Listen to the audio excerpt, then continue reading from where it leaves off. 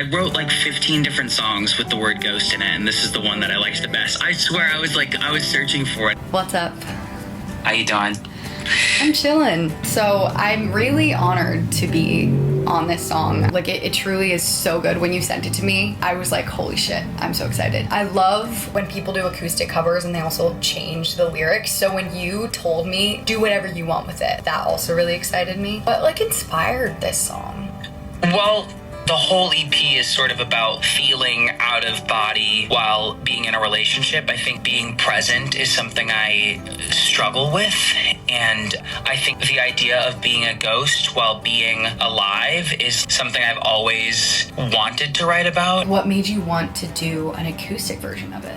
Everything I write starts with just me in my room and my acoustic guitar. 9 times out of 10, that's how I'm gonna write a song. And so when I meet songwriters who I feel sort of share a similar itch for the songwriting, but also just like sort of share a similar vibe in terms of the language that they use when they write, the expression they use when they sing, I'm like, oh, we're on the same wavelength. You were one of the people that came to mind. That's, I think, why I wanted to do an acoustic version, because it felt true to the original. But I think this was a great homage to how I wrote the whole EP. Why not go back to the root of how I wrote the thing in the first place? And I'm so glad you did. I'm glad that you came out with the produced version first, though, because there is something so great when you see it all come together and then have to kind of strip it back and say, oh, like that's how it originally was. One thing I loved about you and your process is you were like, let's get in the room and let's write together. I was so grateful for that, because I hadn't written with other people in so long. I was really just writing my own music and not collaborating in that way. So opening up that world with this song was like so